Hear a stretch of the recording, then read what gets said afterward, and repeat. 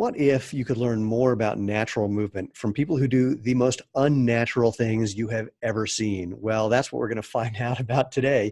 Today's episode of The Movement, the podcast for people who want to know the truth about what it takes to have a happy, healthy, strong body, typically starting with the feet first, because those things are your foundation, where we find the mythology, the propaganda, sometimes the outright lies that you've been told about what it takes to run, to walk, to hike, to dance, to play, to lift, to whatever it is that you like to do enjoyably, effectively, efficiently. I'm Stephen Sashen, your host from ZeroShoes.com. He says, holding up his t-shirt to show the Zero Shoes t-shirt. We're creating a movement, trying to make natural movement the obvious, better, healthy choice, the way natural food currently is. And it's a movement, and that means it involves you. So if you want to be part of this, if you want to help people get the benefits and fun of natural movement, come over to www.jointhemovementmovement.com. That's where you can find all the previous episodes. You can find all the different places you can interact with us on Facebook, on YouTube, on Instagram, et cetera, et cetera. And of course, where you can review and share and like and comment and do all those things. You get the gist. You know how that works. In short, if you want to be part of the tribe, please subscribe. And let's just jump in then, shall we? I want to say hi to Jennifer Wilkins. And Jan, first of all, it looks like you are calling from a women's prison.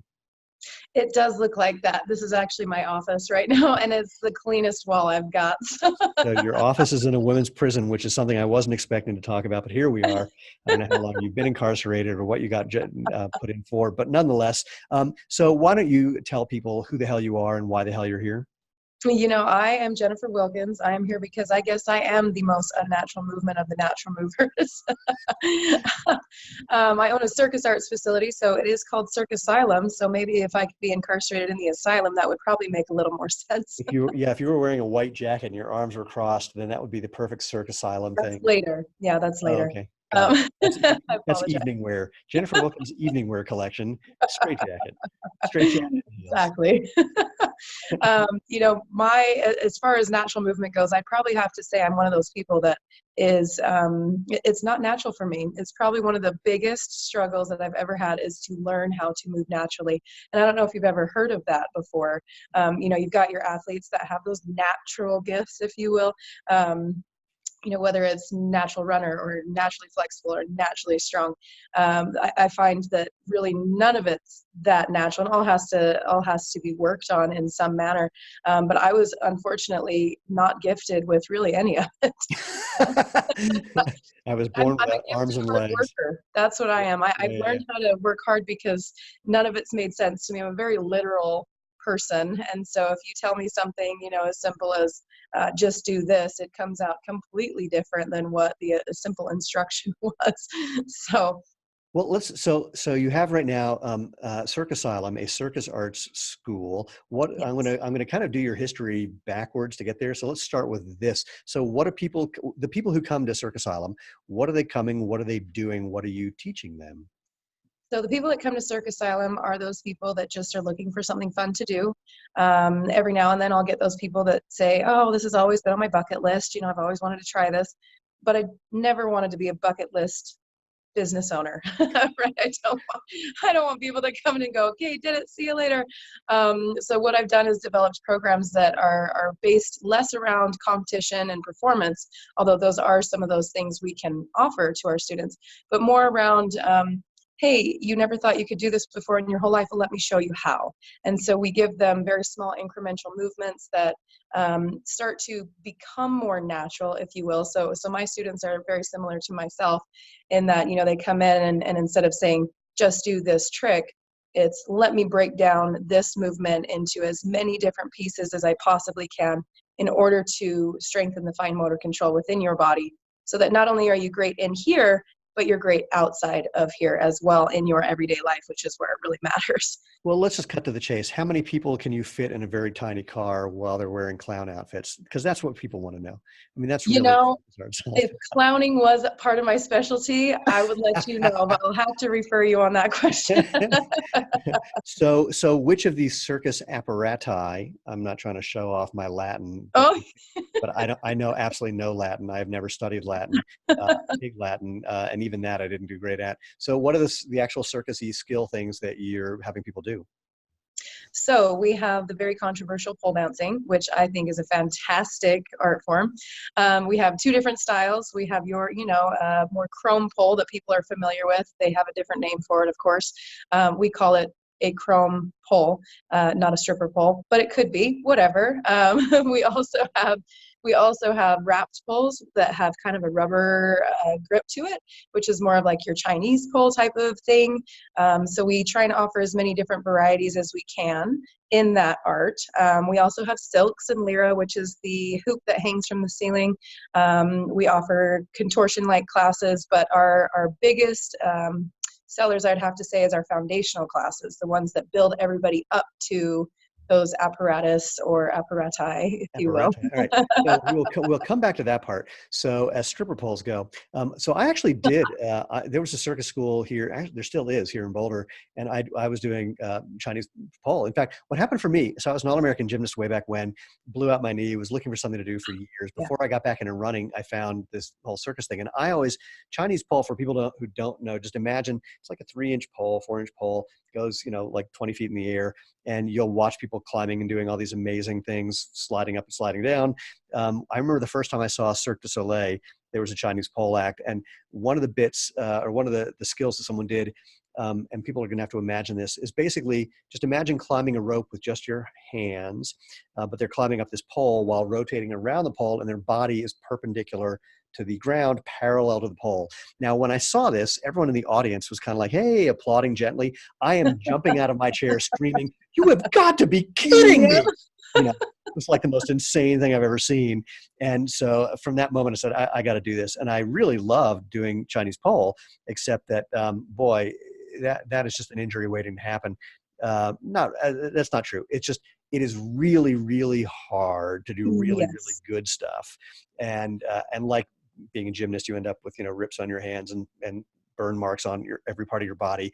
And I Yeah. loved it. I mean, I had so much fun doing Yeah. that. Um, but I also realized at some point, there was probably not much of a market for at that point, at that time, a 40-year-old Chinese pole acrobat. Hey, So, you never know. yeah, well, you never know, but you can make a pretty good guess.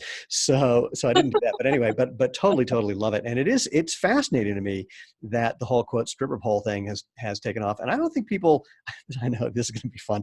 I don't think people get how hard it is to do that, No, especially possibly maybe harder in a G string than anything else. But I've other than on YouTube for people who are doing this and doing the quote stripper pole class, I've never been to a strip club at all. Actually, no, I take it back. I was taken to one. Wait, I'm going to take it back 20 seconds. I was taken to one when I was doing here we go. comedy for a living. The club owner at this club in Houston, his best friend owned a strip club, so he took us there for lunch. Nobody on the pole. And then when I first started doing comedy, I was 16, and the comedy club in DC was above a strip club. And I vividly remember you could walk up the stairs to get to the comedy club. You had to walk through the strip club to leave. And I just remember walking through, like shielding my eyes, going, I don't think I'm supposed to be here. I think this is Oh, it. that's too bad. Yeah, I don't know why I was so not willing to watch when that was the whole idea, but regardless, I was like, yikes. So anyway, that's my entire connection to strippers and stripper poles. But it's fascinating seeing how that's become a thing because it's just not easy. And when No. it looks easy, that's because people are really good. Yes, and I think that's the hardest part about being a performer in any art really is when you've dedicated so much time to it, you make those super advanced movements look super simple. And so you perform them for an audience that has no idea the Right. difficulty of it, and they just don't appreciate it the same.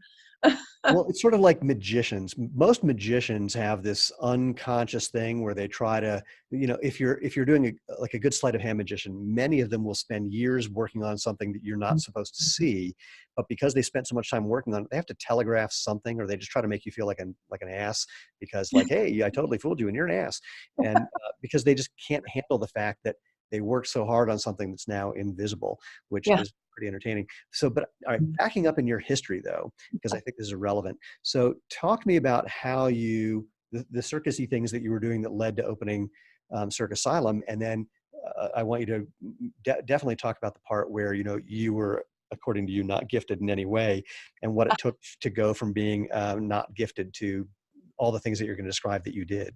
Okay. So, kind of funny, when I was little, people would refer to me as a circus freak. So I think it's fitting that I'm here now. Why were they saying that, Jen? So I was what was considered double jointed, right? I had a fun trick that I would do where I would jump rope with my arms without letting go of my hands. So that was always a good party trick. So You want to make the neighbors. like dislocating and dislocating, that whole thing? Yes, Like, oh exactly. man. Yeah, yeah. Oh yeah, that's wrong. Oh, I could do all sorts of just wacky things with my arms. No flexibility, no body awareness. I was like a baby giraffe. I just grew real tall, real fast. I'm about 5'10", almost 5'11", I would say. So I'm kind of on the taller end of, acrobatic type of people. And so I just, I deemed myself just a little freaky through the shoulders and very strong. I thought I was very strong. And so I would lift really heavy. I got into athletics as I got older. Stopped jump roping with my arms because the doctor told me it was bad. So I thought, oh, he must notice I should stop that. Which he was right because, I wasn't doing it mindfully. I was just doing it, right, to get a reaction. well, then there's also all the vomiting that it induces in other people. That was the point. Yeah, that was. Well, I mean, if you're going to do it, you may as well get some sort of reaction. Wait, hold on. I gotta tell you something about that. So just like seeing people do things with their body that just seems not right. I find it very funny how viscerally we just respond to that. It's like, oh, geez. Like, I mean, the other day, I was doing some little stunty things to take pictures for our catalog, and I tripped on I was running down the road and had to jump or step onto a sewer, whatever the word is I'm looking for, where the water goes into the sewer thing. Yeah, I got you. Anyway, and caught my foot in a weird way, fell down. And when I got up, I was going, I don't think my foot's bleeding, but it feels really weird. Like the sensations were peculiar, and I took off my shoe, and the sensations were peculiar because my fourth toe, the one next to my pinky toe, was pointing up because I dislocated and it just spun around 180 degrees. So, exactly.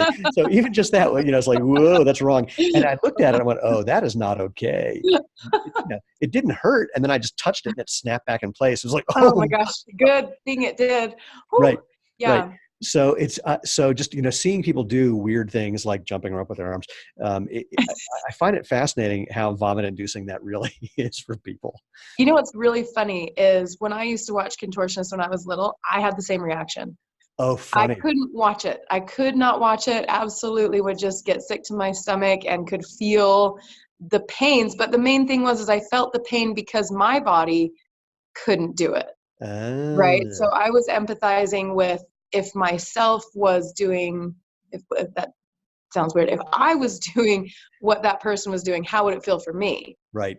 What I've come to find is if it's done correctly, does not hurt and does Right. not feel that scary. And so that's where, it's kind of interesting where I did start, just this complete opposite end of everything that I'm doing now. Sorry. So let's make that do that transition from jumping rope with your arms to what happened next that got you all circusy. So I'd have to say that, I first had everything start with a question, right? My question was, why is it that I'm working just as hard as all of these other athletes and I'm getting injured and I'm not really getting any better? Oh, interesting.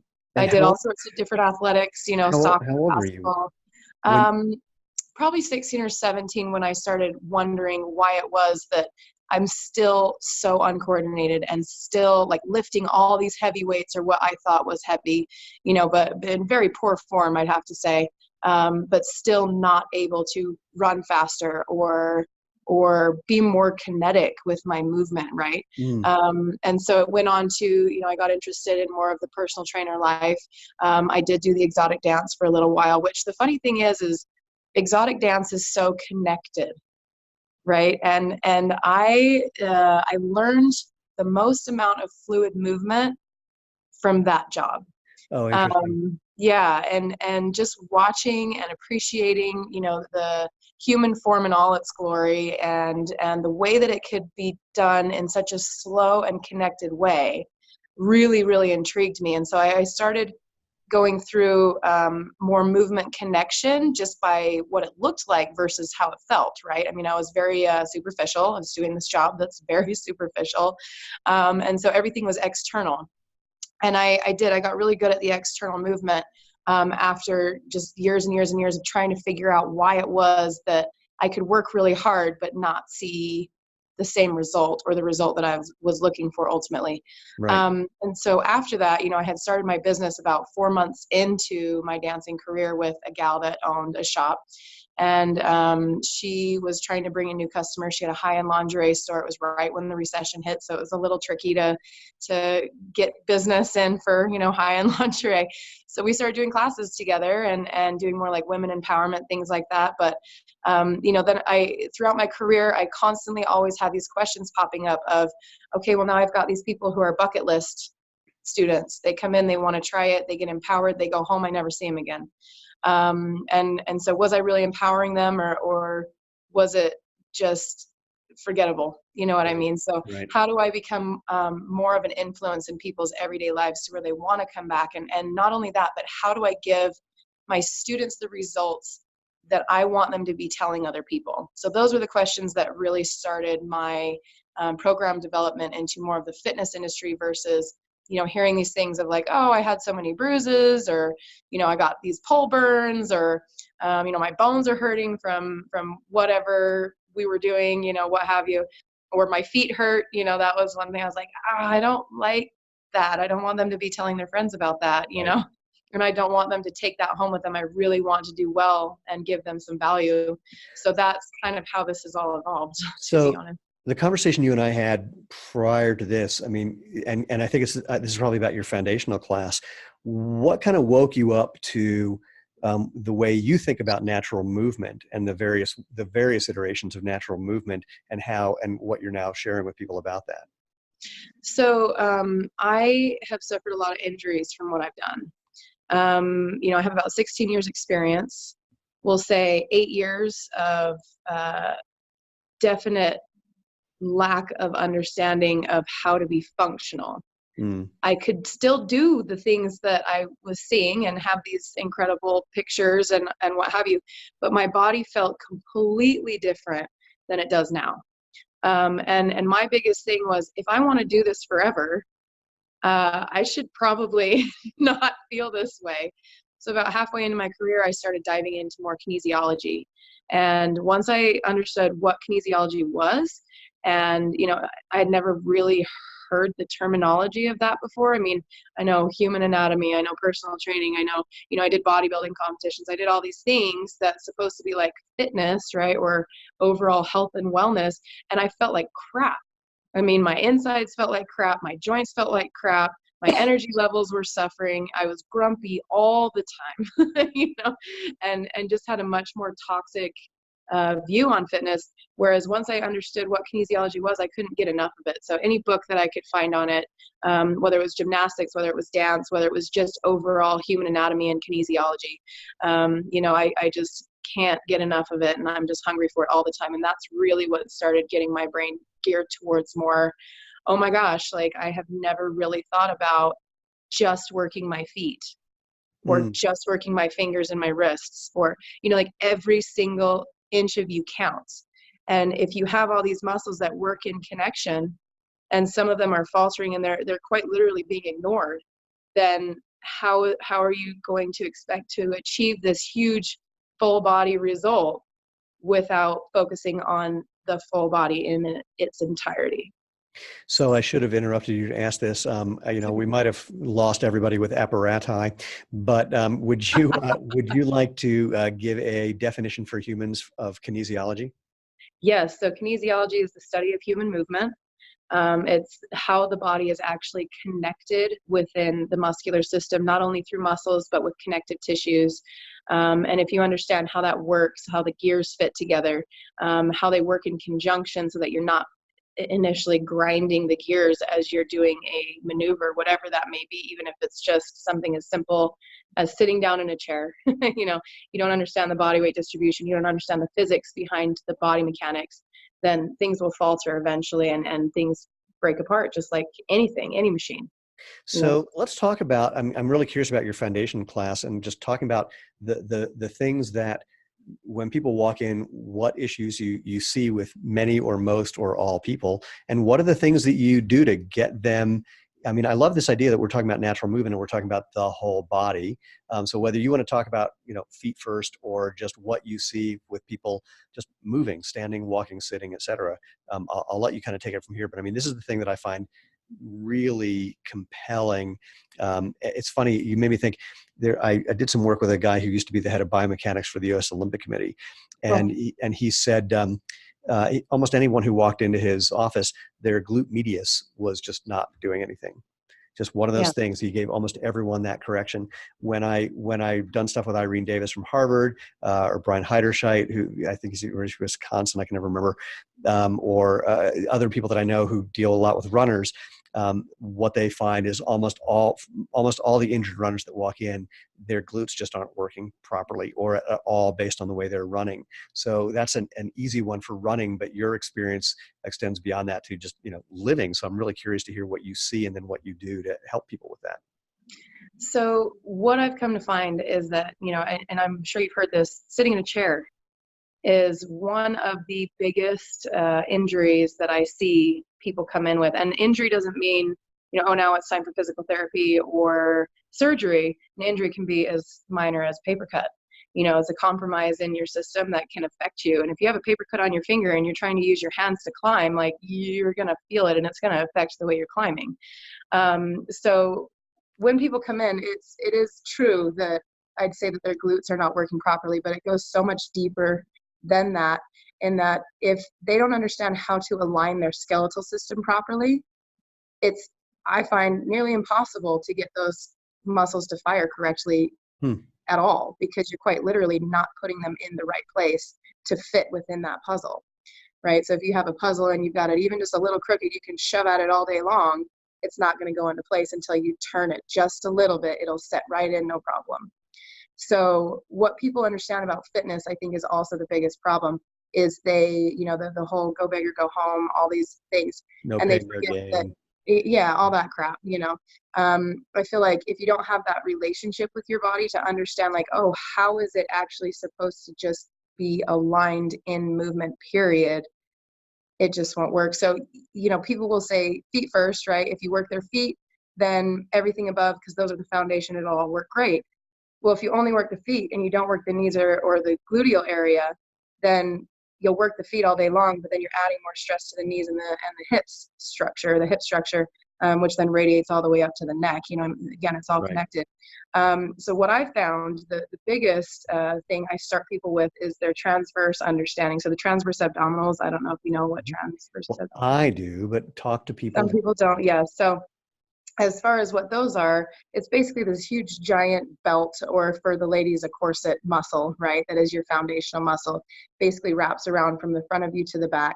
And if that muscular group is not functioning properly, that's your main support and stability, right? It's a very large muscle that wraps all the way around. So if you don't have an understanding of that muscle, how are you going to fire the glutes? And then if the glutes are firing properly, the transversus is firing properly, then you can work down the chain of what are your knees doing? What are your ankles doing? How are your feet holding you?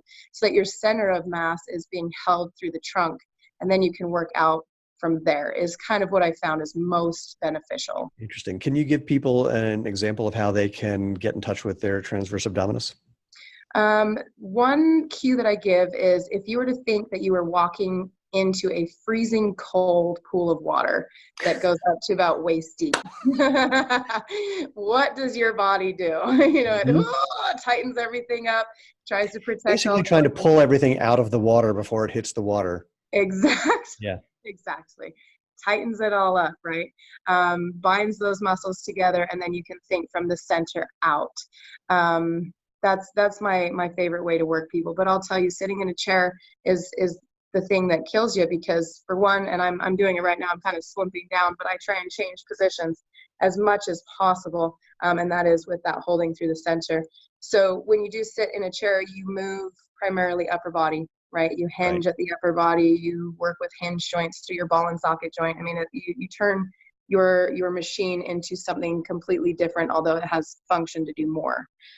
So I actually really have to teach people how to use their lower extremities just as much as their upper. and understanding where their center actually is, because we spend a lot of time sitting. That's kind of our culture, you know? So for people who do spend a lot of time sitting, I mean, more than half of our, I'm looking around, more than half of our employees are at standing desks, but the thing, and I've got a treadmill desk. Sometimes I have it on, sometimes I just stand at it. I actually go back and forth between the treadmill and certain conversations I kind of need to be sitting for. But if you're going to give people a correction for, or one thing they could think about to correct the effects of sitting, what would you recommend? So you've heard of the yoga ball chairs, Hmm. probably. If you haven't heard of the yoga ball chairs, I don't recommend just sitting on a yoga ball. That can be dangerous if they roll away from you, things like that. But there are chairs that they actually bind the ball Yes, into. but to be clear though, if you do use just the yoga ball, which I used to do, and you do fall off of it, and you do catch it on camera, could be some really good viral advertising. Well, So, if that's what you're you know, going for, sure, yeah, but don't say that I told you to. you gotta weigh the pro and the cons here. Everything's an advertising opportunity. Yeah, and the other thing, those can get kind of expensive. If you've ever heard of a Dynadisc before, those are also a little stability Oh yeah. inflatable disc, Mhm. kind of an interesting thing to be bringing into the office, but I do recommend that to a lot of my students. And the reason why is because it's not flat. So it allows your body to move forward, to move side to side, to move back, and you're constantly having to stabilize. So you can't just sink down with gravity. You actually have to hold yourself upright against gravity using your muscle, which is the point, but that's what we kind of forget to do, especially when we're focused on a screen or Right. something external. We forget to go inside to see what's actually happening. So you don't have a Dynadisc, you don't have a yoga ball chair with or without the chair part. What do you recommend for the people in that situation? I mean, some of it is not necessarily something you're going to do while sitting, I imagine, but something you're going to do correctively after when you get up every now and then. If you got to go to the bathroom, get a glass of water, do something, is there like a cue or something people should be thinking about when they're getting up, going, wait, what am I looking for? Sitting down, getting up, walking, to and fro. I Yeah. don't know, where the hell did that come from? That sounds like it's going to be the beginning of a Dr. Seuss. Yeah. Anyway, Do you walk here and there? Yes. are, are you walking to and fro? I'm not good at rhyming. Gee, okay. Give me another line for "Are you walking to and fro?" Uh, And uh, bend over, touch your toe. I don't know, I something. like it. Oh, that's a good one. Are you walking to and fro? Try bending over and touch your toe. That'll work. Honestly, I think without being hands-on, without being able to visually show somebody what to do, because it's again simple movement that is actually very complex for our neuromuscular to understand, merely because we don't move like this anymore.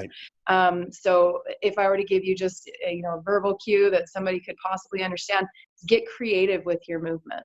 Hmm. If you're always walking forward and you're never walking to the side, you're never doing the grapevine, you're never walking backwards, you're never turning in circles, you're going to lose that. If you don't use it, you lose it, I like right? that. I, So the more stimulating, the better. I like the idea of walking sideways or spinning around as you go. You reminded me when I did my first barefoot run, I was just so intrigued by the process that I was just trying everything that I could think of to move. I was trying to move my legs faster without running faster, move my legs slower without running slower, run faster, run slower without moving my legs at a different speed. Land on different parts of my feet. Yeah. Just everything I could think of, and it was just so fascinating combining that with just all the different feelings that I ended up running a little over 5K, which doesn't sound like much for most people, but I'm a 100-meter sprinter. I'd never run more than a mile before. That's a So bit, yeah, yeah. but I love that. Just I'll tell you one of the things that I do, and I don't know if I've done this on the podcast, in terms of trying to move differently for little things. Here, wait, I'm going to do this one with you. I think I might have done this. Cross your arms. Oh, I'm holding my phone, Oh, okay. so Well, sorry. then here, I'll just have people do it. Like cross your arms and just Okay. notice which arm is, the furthest in front of you. In my case, it's the right. And Uh-huh. then switch. And Feels interesting. it's Yeah, amazing. Most people can't do it at all. And that's a really fun one to do, is like learning how to cross your arms in both either ways. direction. And it's gotten to Yeah. the point where I'm not sure which one I actually normally do. But the other one, I'll change which leg I put in my pants first, Uh-huh. or the way I started putting on my shirt. I have learned, I thought everyone tied shoes the way I learned to tie shoes. Now running a shoe company, I've seen probably 100 different ways to tie shoes. So when I have shoes to tie, I try those. Yeah. So So And, that, that's where that whole natural thing comes into play, where people say natural, but if I were to say, I want you to tie your shoes like me, it wouldn't yeah. be natural because that's natural for me, but what's natural for me is not natural for somebody else. So are you saying that parents are messing up their children just by teaching them how to tie their shoes? Is that what I hear you saying, That's Jennifer? a part of being a parent. Messing up your children. That's where it all begins. Soon after that, they're going to believe the earth is flat. So that is really a mess. So that's an interesting thing. So what are the other foundational things, or what are the other kind of things you're doing in the foundational class? Wait, I want to back up to the transverse abdominis thing. When I thought about just, stepping into cold water and what I do, which I do on a regular basis, not because I'm into cold water, but I like jumping in Boulder Creek and it always happens to be cold. Yep. I'm also thinking of this thing of like exhaling and then try to like push out your stomach without letting your stomach push out. So it's like, giving your some space and then creating that tension around that whole corsety area of just feeling not the flexing part that we get with the six-pack muscles, but Yeah. just creating that tension all around that really does make you feel stable. And I've talked about this with running. That's basically, if you don't do that, you're not creating a tight spring, so you're not Right. getting the right force in or out of the ground. Right. And then your legs are moving without your upper body, and how well is Right. that going to work? That's a good. It can look kind of like Fred Flintstone starting the Flintstone movie. Exactly. Yeah. There you go. So back to your foundational class, which I wish I could jump into, and then I'd have that. So tell me more about what people do in there. So as far as our foundational class, we do use our poles for that. We do have stall bars, which are like these ladders that are attached to the wall as well. So you can hold on to those for stability. Mm, But again, if I were to say to somebody, I want you to do a lunge, I will see a different lunge on every single person that's in that room. interesting. So we break the lunge down into the most minimal explanation of, here's where I want your toes to point on the forward leg. Here's where your heel should be. Here's where your weight should be on your foot. Here's where your knee is in conjunction to your heel. Here's where your hip is in conjunction to your knee. And we go over the whole thing till it's, almost painful Well, for the instructor, with so much explanation. But then they all look the same. mm, And then they feel the same, because we're telling them, it shouldn't have pressure on your knee. You shouldn't have pinching through your connective tissues or pulling through your hip. If any of these are present, let's fix it. It's not just, oh, that's my bad hip, or, oh, it's not correct. Your mm, body is quite literally communicating with you. This hurts. Fix it. You're doing right. something wrong. Right. Well, so I know that if I were just listening to this, which in a way I kind of am, the first thing that I'd be thinking is, all right, you got to throw me a bone here. Like, what are some of the common things that you see wrong with something as important as lunging, which I think is an incredible exercise? Mhm. Since running is, basically just jumping from leg to leg, lunging is sort of the squat version of that in a way. Yeah, the slow So version. Yeah. yeah. So what do you see people doing wrong, or, what corrections or what things could you ask people to pay attention to who are just listening or watching this, that might give them something to be creative with and experiment with and discover? What I like to tell people is, for one, watch your hip width. There's several different ways to lunge. You can do like a split lunge, which is initially one leg forward, one leg back, as if you were going to go into a split. Or you could do a wide stance lunge, where you're more like shoulder width, a little bit wider. So what people tend to do is they'll stand with their feet together and I'll say lunge. And what will happen is that forward leg, of course, stays. Mm, The back leg finds its way back, but typically it tries to go right behind the forward leg. So if you were to think, I'm going to build this table, right? And I'm going to put one leg in front of the other and expect it to hold anything on top, you're out of your mind. It's going to tip over. right. And so people are doing walking lunges, wobbling back and forth, and they're wondering why. It's like, well, your feet are right in front of each another. You don't have a Right. base to stand on.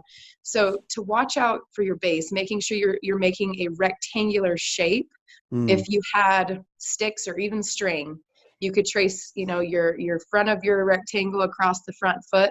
And then you'll draw a line perpendicular down the side, right, parallel behind the heel of the back leg, and then shape it up to the other side. See what kind of rectangle you're making with your mm, feet placement. If you have a good solid foot placement, that's just the start. The other thing is to watch the knees. They love to dive in, because if you think about how many people sit in chairs with their legs crossed, there's usually one leg that will dive in as well as the other if you're crossing in like a figure four pattern or if you're crossing just at the knee. We typically have our knees together for a lot of things that we do. Sitting down and standing up in a chair, watch what your knees do. They like to come together to brace off of each other and then stand up. But that's where the glutes are misfiring, right? Is you're not Right. consciously thinking, drive the knees out. If you're driving the knees out, you're again making a wider base for you to stand on. So if your lunge is having the knees diving in, you're going to collapse through, and that's going to create knee pressure, which is also going to bring you to the insides of your feet because your weight is traveling that way. So then we've got collapsed arches or, whatever that case may be. And finally, just for 3 points to at least look at, you've got your strong base, watch the width of your feet, you've got your knees driving out, and then what are your hips doing? Are your hips going into a position where your back is arching? Because if your back is arching, you have a little bit more pressure through your lower spine, and it tends to create a completely different balance. If you tuck your hips under just enough into that transverse activation again, you will actually lock everything together, creating a much more stable position because your legs and your upper body are now connected and working as one, instead of trying to balance your upper body kind of weaving back and forth while your legs are doing the opposing movements to stabilize. Oh, love it. And roughly when people are doing a lunge in this way, like how far, how much distance is their front and back? I mean, how far are they stepping out? So if you're brand new at lunging, I typically tell them to just focus on the forward leg. If your knee is driving all the way over your toes to the point of where it's passing over the toes, then you've got your body weight off. So the body weight distribution is not quite right, and you can create Right. a lot of pressure because you've got a triangular angle through the front leg. So I go more for that 90 degrees. You can play within, variables of that. But again, if you're brand new to it, I try and get the knee stacked directly above the heel. So even if you're just holding on to the wall, holding on to the pole, you can focus on the alignment of the forward leg and then start to make your lunge wider with practice. Oh, interesting. It's funny. So as a sprinter, one of the things we do when we're lunging is reaching way, way out, in part because it's turning into a hip flexor stretch at the same time. Right. And similarly doing in a way something different than what you're describing of some people when they're lunging, their upper body is really upright. And we're doing it where the upper body isn't so much upright, but it's really more, again, like doing a single leg squat. So Yeah. the glutes are like way back. It's really trying to make it a glute exercise Yeah. rather than a quad exercise. So it's sort of a weird thing of like, imagine sitting back to get into a chair while you're stepping forward into a Yes. lunge. Yes. Which is a really interesting way. I like to think about that one. It's like my foot hits the ground, but then I want to think about sitting back rather than just dropping down. Yeah. And so that brings up kind of an interesting thought too, in that, we have a lot of talk about what's right and wrong in Mm, movement. My business partner put it so simply.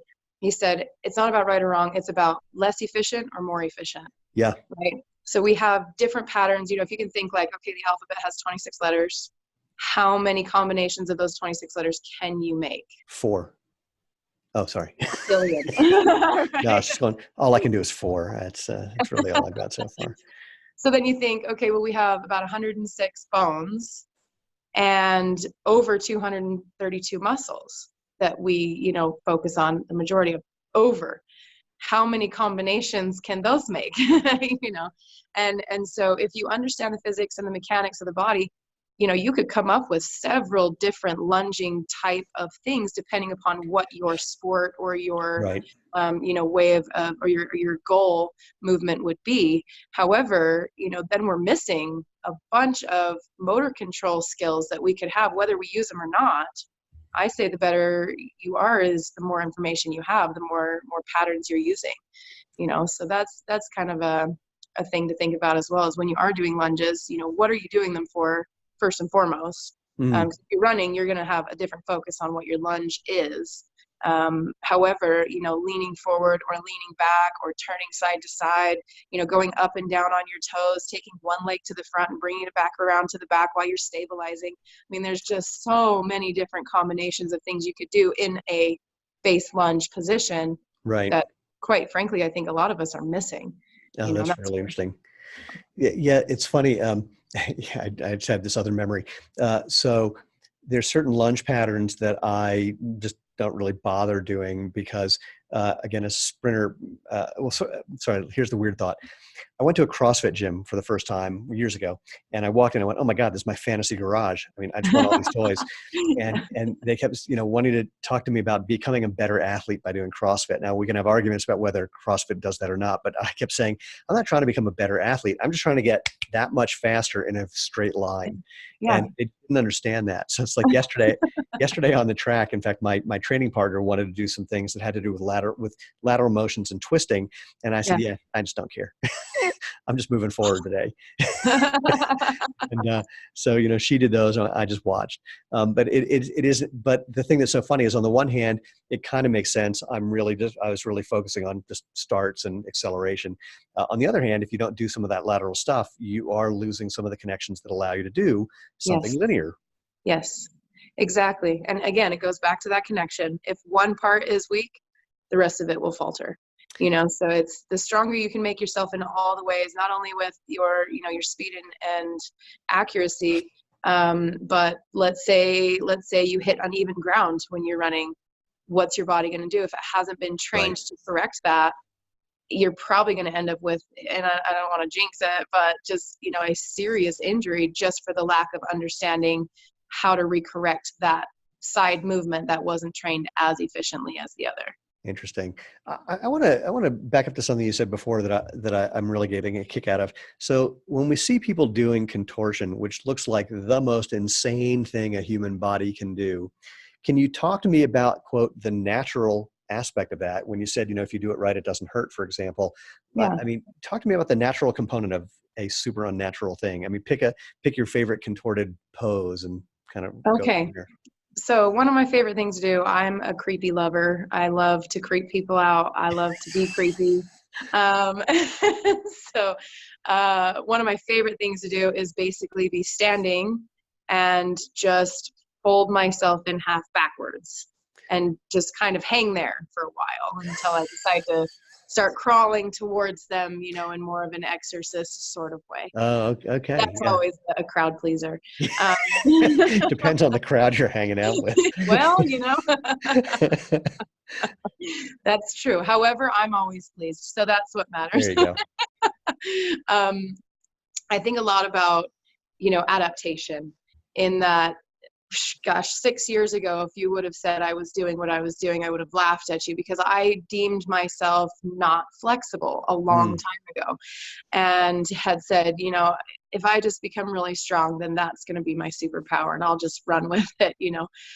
But what I noticed was I accidentally kept getting more flexible. Yeah. how does one accidentally get flexible? It's not like dropping an egg while you're making an omelet. It's, Well, it's like, kind of. what is it? One day you slip on the ice and suddenly you got your legs behind your head. And you go, oh, check that out. Oh, I look mean, at this. Yeah. yeah, who knew? No, but let's say, for instance, full body movement, right? So if you're standing still and then you push your hips over to one side, much like maybe a typewriter would, Yeah, right? got Ding! For the audience that doesn't know what a typewriter is, I'm really sorry. Look it up. Oh my God. Sorry, you just made me feel so old. Oh man. Me too. We're there It's together. It's cool. Oh, that So, was really that was mean. Um, so yeah, if you're standing, back to this, if you're standing and you're creating a circular movement with your hips, what is your upper body doing? It's kind of moving opposite the hip rotation. And you just do that a few times each way. What you'll notice is since the body is made up of elastin everywhere, much like a very thick rubber band, if you try and pull it as far as you can, like your analogy of slipping on the ice and your legs flying over, things are going to start to fray and break, right? right, That's an abrupt change. There's no way to adapt to that. right. But what I found is when I started doing this, foundational class where we're getting into these wider lunges, we're doing deeper squats, but we're not going to the point of where it's like, oh my gosh, that's a stretch. It's like, okay, we're going to come down, mild discomfort, hold it for 3 to 5 seconds, come out of it, Mm, go back into it, go a little bit lower, hold for 3 to 5 seconds, come out of it, by the end of it, it's again that rubber band theory. You've warmed it up, you've loosened it out, and that thing is stretching so far now with no frays and no breaks. Now it's pliable. Now you can use it Interesting. that way. So your body works very similarly. So through these exercises that I was doing, through just, teaching these things, all of a sudden I'm like, oh my gosh, things are going further. How is this happening? So again, there's another question. How am I getting more flexible? What am I doing that's making this happen? And it was that dynamic movement that I was doing. And so I started really targeting that dynamic movement, getting rid of the static stretch type stuff.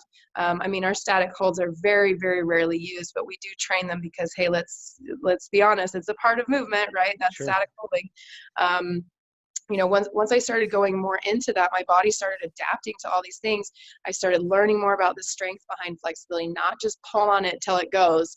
It doesn't work that way. You've got to quite literally set your bones in a way that they're not grinding, they're not pinching into your connective tissue, but you understand how each joint works in conjunction with the others. Once you get that, like you were saying, going inside and really honing in on those techniques, it becomes so fascinating that you're going, what else can I do? And you do a combination of simple, if you will, movements, and you just increase ever so slightly on those movements to find those ranges of motion that are not only safe, but are actually very doable.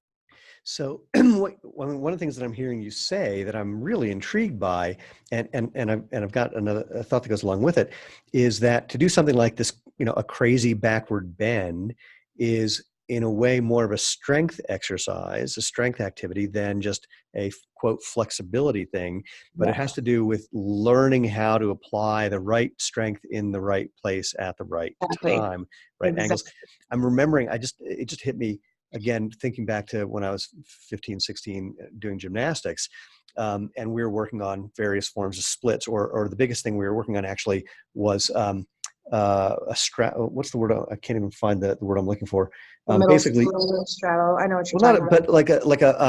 but I can't think of it. So imagine you're sitting on the ground, you put your hands between your legs and you're straddled, and then you just push yourself up. Press So, handstand type yeah, it's of kind of thing. like an L sit, but straddle L is what Yeah, I'm thinking of. gotcha. But the I thing gotcha. that I remember working on is like sitting with my legs straddled and just lifting my feet off the ground. So, and Mhm. what I was doing when I was doing that is strengthening my quads like crazy, because it's the quads Yes. pulling the leg up, which made Yes. me more flexible Uh-huh. because I was learning how to lift something instead of stretch something. That's the analogy that I thought of with your description. Exactly. A lot of people think flexibility has a lot to do with just pull or push as hard as you can until it gets more stretchy. The Right. problem with that is you can go too far and then You get cause too tears and stretchy. injuries, which will then be almost restructured. So like you've got your cartilage that will come in and bind it to hold it tighter. If you got your scar tissue, excuse me, that will come in and try and heal and hold that position or hold that material even more bound because it was compromised. So Right. then you've gone backwards initially because you've got this extra tissue in there that didn't necessarily need to be in that way. So, based on on this conversation, what's your take on the argument that came up over the last couple of years in particular about whether stretching is good or bad for runners? I think that if you stretch static, I know a lot of runners will go down and do big stretches before their run. Well, initially, again, they're pulling those muscles as tight as they can go, causing those minor tears in the tissue, and then expecting that muscle to perform at 100% in their sprint. Right. So if you're a runner and you're doing overstretching before your run, that is not something I would recommend. Again, I'm not like a running expert, so I don't, take it for what you Sure. will. But the other thing you also have to think about is, people will say, well, you need to warm up. So you can do jumping jacks. You can sit in if you get into a hot tub before you do or whatever the case may be. That's very superficial warming. Right. That's where the dynamic movement comes into play is, are you working your ball and socket as a ball and socket?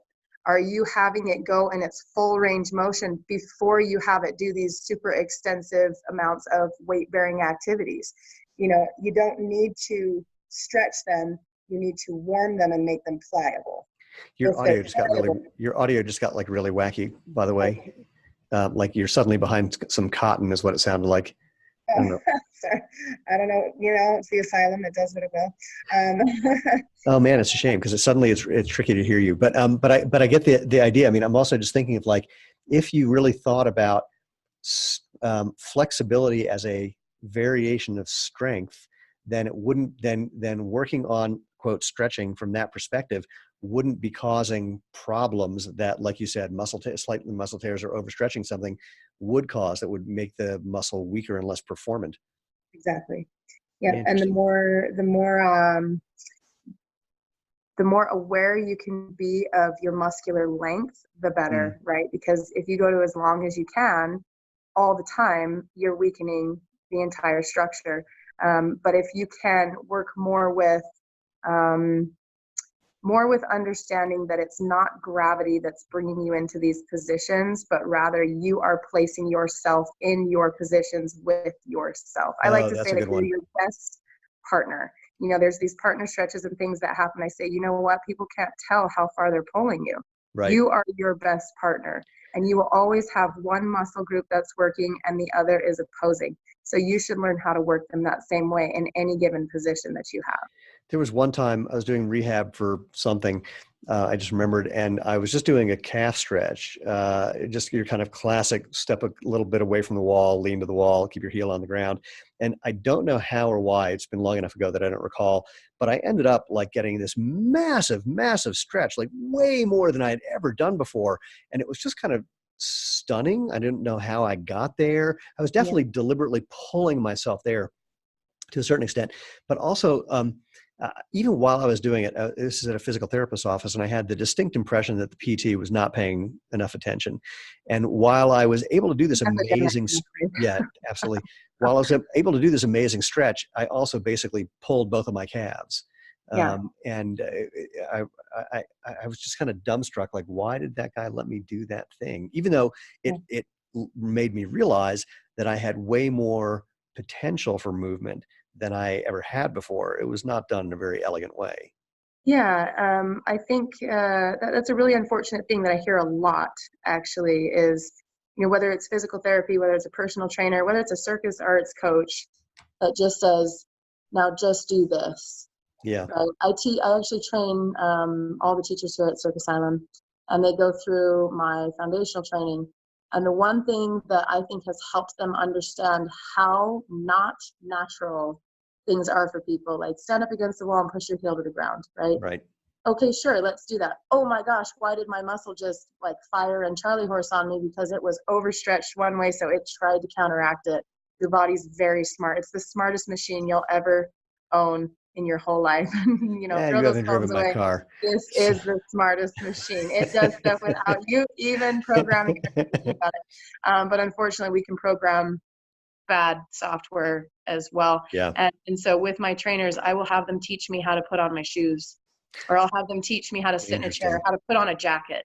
I'll say, Interesting. look, I don't know what this is. You've got to explain this to me. I've never seen it before in my life. Now you got to show me, or you can't show me, actually, you have to tell me how to put it on. Oh, And that's back. I'm backing up to your creative movement thing. I love that one. Like if somebody handed you a jacket and you didn't know what you were supposed to do with it, how would you put it on? how That's a could you really explain interesting. that? Yeah. And it's hilarious for Oh me, my but they get God. so frustrated with me because I end up with the jacket upside down over my head. They're like, just put it on. And I said, you can't tell me to just put it on. I don't know what that means. So if That's you've ever had really a interesting. coach or somebody do that to you, just do a lunge, just stretch your calf. I just want you to get on this bike. It's like, but there's so much more to it than just, you know? Oh, that's great. Yeah, I'm thinking about the coat thing because again, similar to my crossing my arms upside down, Yeah. I started putting my coat on the other arm first, mostly because I realized that I was I had post gymnastics bad shoulder. I had been favoring the bad shoulder, and so Yes. it was getting And less that will flexible. train the other shoulder to do that. Correct. Correct. Yes. So I started, trying to teach myself how to put on a coat up backwards. That actually has been one of the hardest things that I've ever had to try and learn how to do. Try and Uh, brush your teeth with the other hand I can do that one too. because I had to do that Oh, well, yeah. I can only do it because when I had my arm in a sling for however long it was, like a couple Yeah. months. There's a lot of things I can do with my other hand now. I'm not going to get into that. And people are now Thank you. making up whatever story they want to make up, and I'm neither confirming nor denying. But No, yeah, I mean, I'm glad you do that. That's very important, and not very many people think about that either. We train a lot to say, hey, if you start always with your right foot, mhm. try starting with your left foot, more often. Get I, even communication through your brain. I've noticed a thing lately, and Lena and I have been doing it as well. I've been watching people learn to use their knife and fork, quote, European style, in Yeah. part because of just things that we're watching on television where people are doing that. And you go, well, that seems more civilized. I'm going to do that. Yeah. So it's, keeping your fork in your left hand upside down. And I don't really understand it, frankly. It still makes no sense that you would try and scoop something onto your fork when it's pointing basically down. I think that's just wrong. Yeah. I don't understand that at all. I have arguments with my British friends about this. Now, is it more efficient or less efficient? That's the I conversation. think it's less efficient Yeah. because I mean, there's all that, patting things on with your knife to try to just weld them to the fork to then get it to your face. I mean, sure, you're not moving your left hand, that's staying in place, but there's all that right hand knife work to try to, get some potatoes and like shove a few peas in there to kind of make sure that there's things stuck to your fork instead But of think using about your how fork. stimulated your neuromuscular system is by challenging it to do that. Well, I'm just going back to what I like to do instead, which is just use a spoon. So I, That's I can I can efficient. do I can do almost any meal with just a spoon, and I feel pretty good about that. That's good. um, New there's training tip. Just use yeah. a spoon. Well, and now the challenge is finding the right size spoon because there's certain spoons that are just like some are a little too big, some are a little too small. In high school, my best friend, we'd go to this ice cream place on the East Coast. I don't know if they had them on the West Coast called Farrell's. And after a gymnastics meet, we get like this giant thing. They called it the zoo. It's 25 scoops of ice cream. Oh my gosh. It had a serving spoon, the size of his head, and he could somehow fit it in his mouth. So, he'd be eating with the serving spoon. I thought that was Stupid really, human tricks. Yep, that's yeah, all that was a good movement. we live So, for. normally we start this podcast by inviting guests to share a movement or a movement related something, but I knew what you were going to say, so I wanted to save it to the end. So, as we're wrapping up, because I know your time is limited, um, do you want to talk about what you thought was the thing to do? And we've been kind of hinting at it all along, Yeah. as the quote movement that you would want to share with people as they continue moving through their natural lives. Yes. So my biggest thing, everybody, to save your bodies, focus on what you're doing every step of every day. Are you walking the same way every single day? If you're in school and you're on campus, are you only walking up one side, and then if it's uphill and then going downhill, but you're never changing the slant of where your body is going, because everything has a different angle, right? If you're thinking going to a park, you've got different hills, different levels, different terrain, if you will. If you're always on concrete or you're always on the street, how you're getting in and out of your car. Are your knees diving in? Are you twisting your knees as you're sitting? Or are you actually turning to the side, sitting down, picking your legs up, and then rotating them in? That's a Mm, lot of where knee problems come in, is getting in and out of the chairs at your dinner table. How are you standing up? Are you using your arms more than you're using your legs because you're bracing your weight on the table versus grounding your feet and standing up with those open knees? I have a lot of people that I train who I'm quite literally just training them to do these basic movements well, because every day that they do them inefficiently, they're causing damage and weakening their structure. mm, So, watch what's happening with your shoulders when you're stressed, when you're typing. Are your shoulders going up into your ears? Are you leaning forward with your chin so you're craning through your neck, which is causing neck problems? All these things that we do totally mindlessly. I mm. challenge everybody to be a little more intuitive and inside of themselves. When those little aches and pains come up, stop what you're doing, check what your body alignment is doing, and see if you can correct it to get rid of those pains.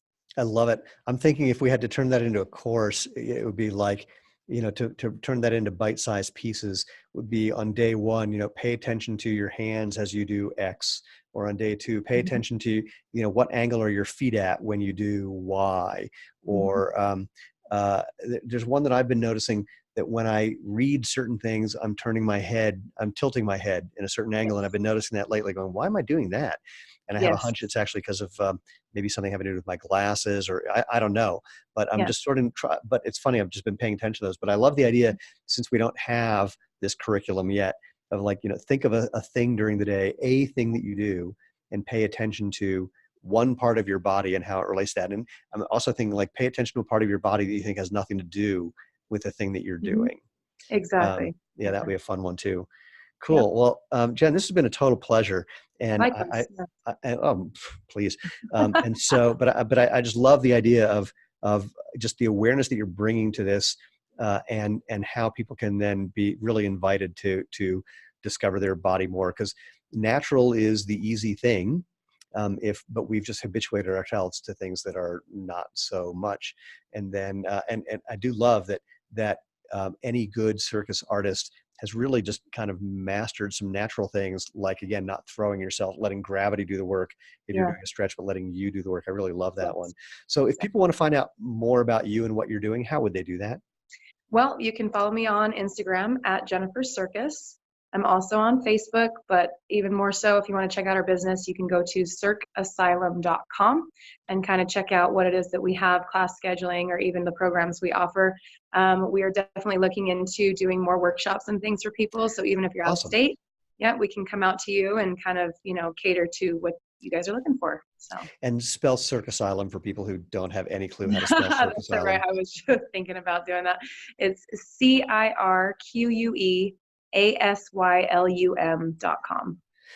Awesome. I'm sure you had no problem getting that domain. So, Not at all. well, once again, A, thank you, and B, for everybody else, thank you. As always, if you have any questions or want to any comments or anyone you want to recommend to have on the podcast, drop me an email, move@jointhemovementmovement.com.